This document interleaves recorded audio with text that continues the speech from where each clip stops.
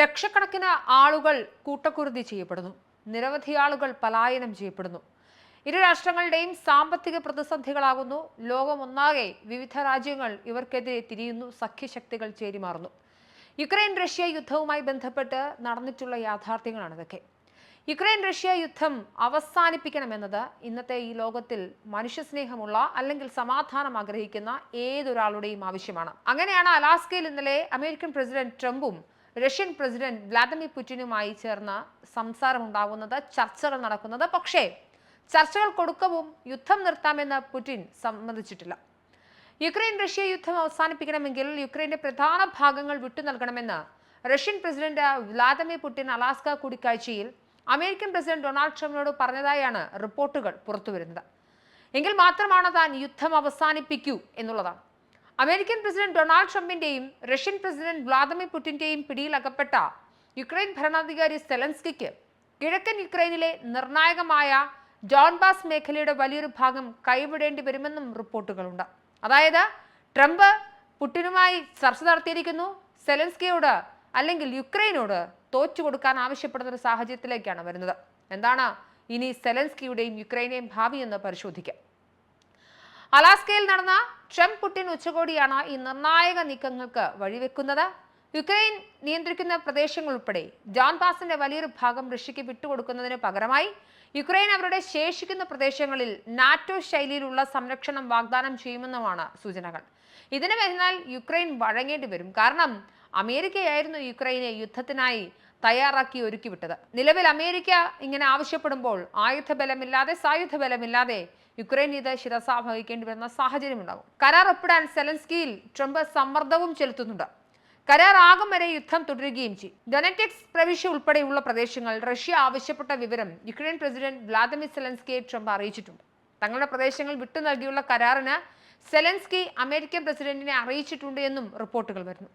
Vladimir Putin Donald Trump കൂടിക്കാഴ്ചയ്ക്ക് പിന്നാലെ Ukraine president Vladimir Zelensky അമേരിക്കയിലേക്ക് പോവുകയാണ് ഈ വരുന്ന തിങ്കളാഴ്ച. വൈറ്റ് ഹൌസിലെത്തി ട്രംപുമായി കൂടിക്കാഴ്ച. പുടിനുമായുള്ള കൂടിക്കാഴ്ചയ്ക്ക് പിന്നാലെ ട്രംപും സെലൻസ്കിയും 1.5 മണിക്കൂർ ഫോണിലും സംസാരിച്ചു. സമാധാന ശ്രമങ്ങളുമായി യുക്രൈൻ പരിപൂർണമായി സഹകരിക്കുമെന്ന് പറഞ്ഞതായി സെലൻസ്കി എക്സ് പ്ലാറ്റ്ഫോമിൽ പോസ്റ്റുമിട്ടു. യൂറോപ്യൻ യൂണിയനുമായും നാറ്റോയുമായും കൂടുതൽ അടുത്ത ബന്ധം സ്ഥാപിക്കാനുള്ള യുക്രൈന്റെ തീരുമാനമാണ് ആത്യന്തികമായി റഷ്യയെ യുദ്ധത്തിലേക്ക് എത്തിക്കുന്നത്, ചൊടിപ്പിക്കുന്നത്. യുക്രൈൻ ഒരു കൃത്രിമ രാഷ്ട്രമാണെന്നും റഷ്യക്കാരും യുക്രൈനിയക്കാരും ഒരേ ജനത ആണെന്നും അവകാശപ്പെടുന്ന പുടിൻ യുദ്ധത്തിലേക്ക് നയിക്കപ്പെടുകയാണ്. സെലൻസ്കിക്ക് മിലിറ്ററി എയ്ഡ്, ഹിമാസ്, പാട്രിയറ്റ് വ്യോമ പ്രതിരോധ സംവിധാനങ്ങൾ, അബ്രാംസ് ടാങ്കുകൾ തുടങ്ങി നൂതന ആയുധ സംവിധാനങ്ങൾ നൽകിയും സംഘർഷ സമയത്ത് യുക്രൈനിന്റെ ഗവൺമെന്റിന്റെ പ്രവർത്തനത്തിനും ജനങ്ങളെ പിന്തുണയ്ക്കുന്നതിനും യുണൈറ്റഡ് സ്റ്റേറ്റ്സ് ഗണ്യമായ സാമ്പത്തിക സഹായം നൽകിയും യുദ്ധബാധിതരായ യുക്രൈനിയക്കാർക്ക് ഭക്ഷണം, വെള്ളം, പാർപ്പിടം, മെഡിക്കൽ സപ്ലൈസ്, മറ്റ് അവശ്യ വസ്തുക്കൾ എന്നിവ ഉൾപ്പെടെ മാനുഷിക സഹായം ഒക്കെ നൽകി യഥാർത്ഥത്തിൽ അമേരിക്ക യുദ്ധത്തിന് യുക്രൈനെ ചേർത്ത് പിടിക്കുകയായിരുന്നു. ഈ അമേരിക്കയാണ് യഥാർത്ഥത്തിൽ ഏകപക്ഷീയമായി റഷ്യയുമായി മാത്രം യുദ്ധം നിർത്താൻ ചർച്ച നടത്തുന്നത്, അല്ലെങ്കിൽ യുദ്ധം നിർത്താൻ യുക്രൈൻ പ്രവിശ്യകൾ വിട്ടുകൊടുക്കണം എന്ന് പറയുന്നത് യഥാർത്ഥത്തിൽ ട്രംപിന്റെ ചതിയായി കൂടി വായിക്കേണ്ടി വരും. പ്രത്യേകിച്ച് അലാസ്കയിലേക്ക് പുടിനെ വിളിച്ചു വരുത്തി ട്രംപ് വെച്ച് നീട്ടിയത് യുക്രൈൻ എന്ന രാജ്യത്തിന്റെ പ്രവിശ്യകൾ എന്ന സൂചനകൾ കൂടി പുറത്തു വരുന്ന സാഹചര്യത്തിൽ ഈ സാഹചര്യത്തിൽ വൈറ്റ് ഹൌസിലെത്തി കരാർ ഒപ്പിടാൻ സെലൻസ്കിക്ക് അമേരിക്കയുടെ സമൻസിന് സമാനമായ അന്ത്യശാസനം എത്തിയതോടുകൂടിയാണ് തിങ്കളാഴ്ച സെലൻസ്കി വൈറ്റ് ഹൌസിലേക്ക് എത്തുക. യുദ്ധം അവസാനിപ്പിക്കാതെ ചോദിച്ചതെല്ലാം കിട്ടിയതിന്റെ ആവേശത്തിൽ റഷ്യ ആഘോഷത്തിലേക്കും പോകുന്നു.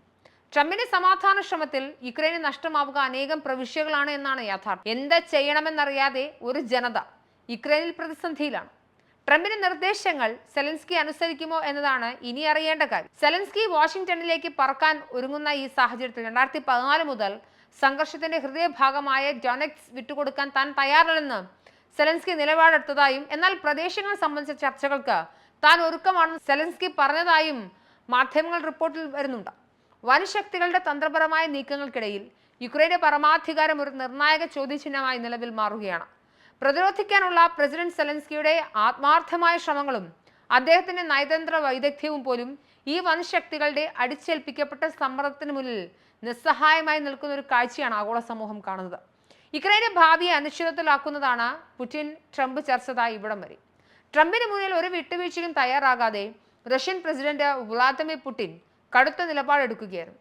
അലാസ്കയിൽ നടന്ന ഉന്നതതല ഉച്ചകോടിയിൽ യുദ്ധവിരാമമോ റഷ്യക്കെതിരെ ഉപരോധമോ ഏർപ്പെടുത്താൻ ഡൊണാൾഡ് ട്രംപിന് സാധിക്കാതെ വന്നതോടെ മോസ്കോയിൽ എന്തായാലും ആവേശം ഉയർന്നിട്ടുണ്ട്. തങ്ങൾക്ക് വ്യക്തമായ മേൽക്കൈ ലഭിച്ചതായി റഷ്യ കരുതുന്നതായും പാശ്ചാത്യ മാധ്യമങ്ങൾ റിപ്പോർട്ട് ചെയ്യുന്നുണ്ട്. മാത്രമല്ല, നമുക്കറിയാം ഇന്റർനാഷണൽ അറസ്റ്റ് വാറന്റ് ഉണ്ടായിരുന്ന പുടിൻ അങ്ങനെ പ്രധാനപ്പെട്ട രാഷ്ട്രങ്ങളിലേക്ക് അല്ലെങ്കിൽ റഷ്യ വിട്ട് യാത്ര പോലും ചെയ്യാതിരുന്ന ഘട്ടത്തിലാണ് അമേരിക്കയെ പോലൊരു ലോകശക്തി പുടിനെ വിളിച്ചു വരുത്തുന്നത്.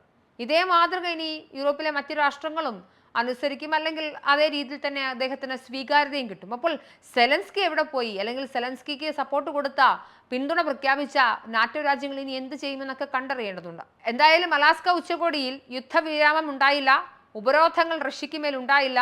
ഈ ഘട്ടത്തിൽ റഷ്യ മുന്നോട്ട് വെച്ച ആവശ്യങ്ങൾ യുക്രൈന്റെ മനോവീര്യം തകർക്കുന്നതാണ് എന്നത് യാഥാർത്ഥ്യമാണ്. ഇതെല്ലാം ട്രംപ് അംഗീകരിച്ചുവെന്നും സൂചനയുണ്ട്. മുൻ വ്യവസ്ഥകളില്ലാതെ ചർച്ചകൾ സാധ്യമാണെന്ന് ഈ കൂടിക്കാഴ്ച തെളിയിച്ചു എന്നാണ് മുൻ പ്രസിഡന്റ് ദിമിത്രി മെദ്വദേവ് ടെലഗ്രാമിൽ കുറിച്ചത്. യുക്രൈനിൽ യുദ്ധം തുടരുമ്പോഴും ചർച്ചകൾക്ക് സാധ്യതയുണ്ടെന്ന് ഉച്ചകോടി തെളിയിച്ചതായും അദ്ദേഹം പറയുന്നുണ്ട്. യുദ്ധവിരാമമില്ലാതെ ഞാൻ മടങ്ങിയാൽ എനിക്ക് സന്തോഷമുണ്ടാകില്ല, മോസ്കോ സഹകരിച്ചെങ്കിൽ കടുത്ത പ്രത്യാഘാതങ്ങൾ നേരിടേണ്ടി വരും എന്നിങ്ങനെയുള്ള കടുത്ത മുന്നറിയിപ്പുകളുമായാണ് ട്രംപ് ഉച്ചകോടിക്ക് എത്തിയത്. എന്നാൽ 3 മണിക്കൂർ നീണ്ട ചർച്ചകൾക്ക് ശേഷം വ്യക്തമായ ഫലങ്ങളൊന്നുമില്ലാതെ ട്രംപ് തന്റെ ഭീഷണികൾ മാറ്റിവെച്ച് കൂടിക്കാഴ്ച അതീവ ഗുണകരം എന്ന് പ്രഖ്യാപിക്കുകയായിരുന്നു. എന്തായാലും ഇതിലൊക്കെ അമേരിക്കയുടെ ചതി ഒളിഞ്ഞിരിക്കുന്നുണ്ട് എന്നതാണ് യാഥാർത്ഥ്യം.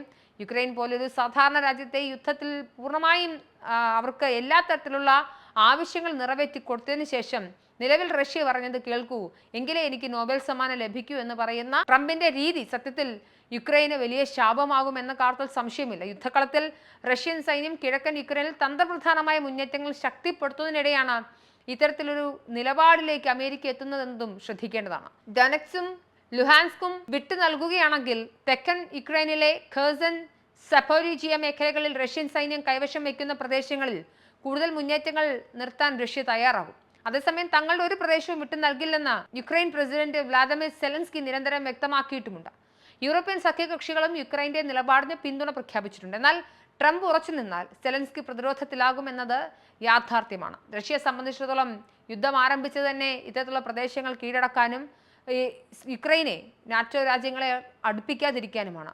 അങ്ങനെ ഒരു ഘട്ടത്തിൽ യുദ്ധത്തിൽ റഷ്യക്ക് പൂർണ്ണമായ ഒരു മേൽക്കൈ വരികയും അമേരിക്ക റഷ്യ പറയുന്നതിനെ പിന്താങ്ങുകയും ചെയ്യുന്ന ഒരു സാഹചര്യത്തിൽ സെലൻസ്കി എന്തായാലും വലിയ രീതിയിൽ അദ്ദേഹത്തിന്റെ മനോവീര്യം തകർന്നിട്ടുണ്ടാകും. ആ രാജ്യത്തിന്റെ ഇനിയുള്ള ഭാവി അത് നിർണായകമാകുന്ന സാഹചര്യമാണ്.